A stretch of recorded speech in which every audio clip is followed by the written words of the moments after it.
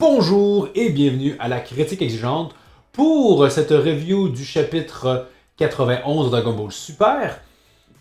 Donc on quitte enfin cette introduction un peu peut-être inutilement trop longue avec Goten et Trunks et le Dr Hebdo et on semble rentrer vraiment dans les éléments qui sont en lien avec le film.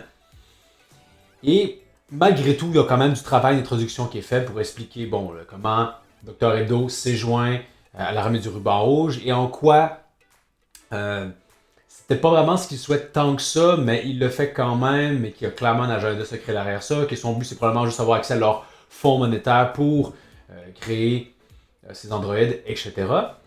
C'est sûr que c'est toujours un peu paradoxal parce que on se demande bien, comme Dr. Gero, premier du nom, il n'était pas tellement, on dirait, en lien avec l'armée du ruban rouge, comme s'il avait vraiment été dissoute par Goku. Donc qu'elle renaisse de ses cendres comme ça, c'est un peu étrange. Aussi, on aura le droit à un petit schéma à l'arrière qui vient confirmer le fait que, je me souviens plus de son nom, mais dans Z-Fighter, il y a comme un personnage qui serait comme la femme de Dr. Gero. C'est un peu confirmé. Et on confirme aussi que C16 est bien... Ben, en tout cas, il y avait un fils de Dr. Gero qui ressemblait à C16, d'où pourquoi C16. Je suis pas tant fan de ça, de tous ces trucs-là, parce que, encore une fois, cette intermédialité fait que quelqu'un qui est moins connaisseur de Dragon Ball que moi comprendra juste pas. Et qu'à un moment donné, si le récit cherche pas à l'expliquer, ça sert à quoi, vraiment? Comment? Puis il faut qu'il y ait avoir un jeu. Et l'affaire de C16, je sais même pas d'où est-ce que ça sort, honnêtement, dans quel média que ça a été repris. Je sais que ça existe. Et d'ailleurs, Team Force avait fait un bel hommage à ça, mais bref, je suis pas super fan de tous ces rajouts-là à l'œuvre originale. L'œuvre originale devrait, elle, générer son propre lore et tout le reste, c'est un peu plus lambda. Là. Que le passage inverse se fait, j'aime moins ça. Mais quand même, on développe ce lore-là de ce niveau-là. C'est un chapitre qui est davantage centré sur Piccolo, hein, qu'on voit beaucoup, davantage le rôle de Nunu pour Pan. Donc on peut apprécier cette relation-là.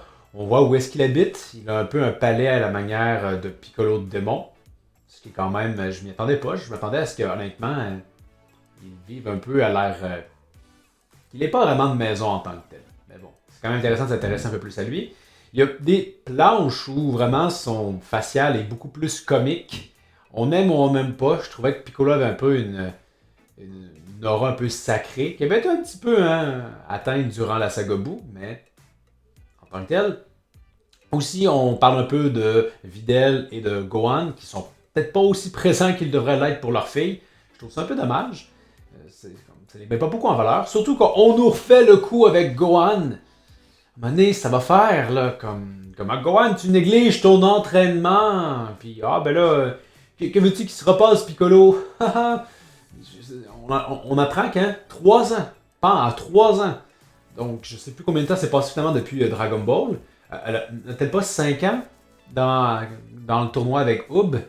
Donc, il nous reste 2 ans avant la fin de Dragon Ball Z. Donc, techniquement, on est à 8 ans.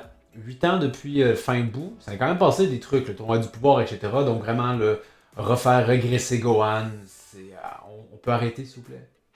Faites juste comme vous dire, ok, le personnage, il fait ça, là, puis arrêtez de revenir en avant, en arrière, ça devient un peu pénible. Aussi, dans le traitement des personnages qui est déplorable, je vais encore le ressoulever et je le ressouleverai aussi souvent qu'il le faudra. Krillin, purée de merde, hein? Avec l'espèce d'abeille de Dr. Hebdo, puis finalement, fait une esquive, il dégaine son gun pour tirer. Krillin n'a pas besoin d'armes à feu. Ses propres tirs de Kikoa feraient plus d'impact que ce gun. Ce fusil, c'est quoi cette connerie? Surtout qu'à la fin, hein, l'espèce d'abeille va finalement le vaincre. En plus, il y a une demi-année qui se passe pendant ce temps-là. Qu'est-ce que Krillin fait? S'il y a une si grosse menace, on se dit que comme, hey, le docteur Gero a réussi à créer les androïdes C17, C18 qui étaient très puissants. Qu'est-ce que son fils pourrait faire? Il y a clairement quelque chose va prévenir d'autres personnes que ta police qui ne fera rien, on le sait. Bref, il n'y a rien là-dedans qui a mis Krillin en valeur, je trouve. Que dalle. C'est triste. Pourquoi? Mais autrement, le chapitre se conclut avec l'arrivée de Beta ou Gamma, je ne sais plus, là, mais pour l'instant, il ne s'est pas présenté, qui vient confronter Piccolo spécifiquement, parce que des bons Piccolo, donc il s'est dit on va commencer par vaincre lui, peut-être bien. Donc je ne sais pas ce qui se passe. Si je me trompe pas, peut-être qu'il est vaincu. J'espère que Piccolo va être mis en valeur. On prétend qu'il s'entraîne tous les jours, donc ça serait peut-être intéressant de le voir en action. Et, mentionnons encore, on n'a pas vu Goku et Vegeta, donc pour l'instant on est vraiment dans la plus longue série de chapitres sans avoir vu ces personnages-là. Ce qui est pas trop mal à mon sens, c'est juste dommage que je trouve que certains choix, surtout au niveau de Krillin et Gohan, c'est peut-être pas les meilleurs. D'autant que je connais la fin du film, donc vraiment c'est juste pour que Gohan à nouveau redevienne sur le devant de la scène, ce qui est redondant. Hein? Parce que Saga Buu, c'était ça. Après coup, on avait le tournoi du pouvoir. Et d'une certaine façon, mais pas autant, on avait Moro qui était dans ce sens-là aussi. Donc, à nouveau on le refasse pour la possible 4e fois, c'est un petit peu pénible. Il faudrait faire autre chose. Mais n'empêche que j'apprécie quand même le chapitre. Les choses avancent bien. J'ai pas eu l'impression que c'était du 45 pages. Plus que ça, il se passait quand même beaucoup de choses. Il y a eu beaucoup de textes. C'est un chapitre quand même assez varié. Donc c'est bien. La relation Piccolo-Pan est bien. Quoique je trouve que Pan est quand même très jeune pour ce qu'elle fait. Je veux dire, elle a l'air aussi mature, même peut-être plus qu'un Gohan de 5 ans. Je sais pas, j'aurais peut-être vu à 4 ans cette péripétie-là. Ça aurait un peu mieux fonctionné à mon avis. Mais bon, ça c'est juste, je pinaille. Donc, je pense que ça conclurait mon avis sur le chapitre 91. Donc, avec les derniers chapitres, c'est probablement le meilleur, mais on le sent qu'on embarque dans le plus sérieux, même si on connaît pas forcément le film. Ce qui est juste dommage, c'est quand même vraiment Trunks Gotenks. Est-ce que c'est vraiment ce que j'avais prédit? C'est-à-dire que voilà, vous les avez vus, et je sais qu'ils reviennent plus tard dans le film et qu'ils font à peu près rien de vraiment si important que ça.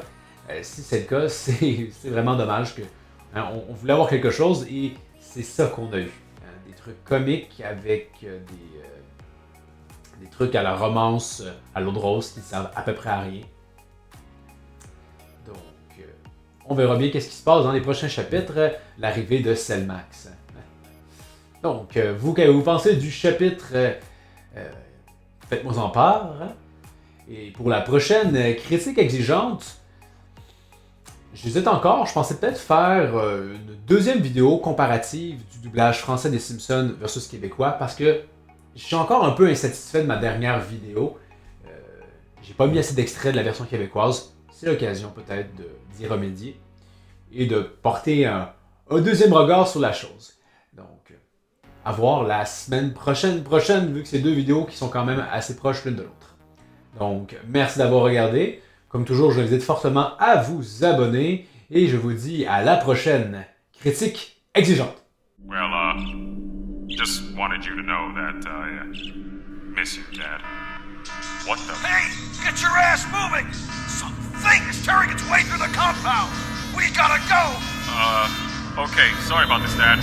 Gotta run. Love you. Good luck with your cyborg.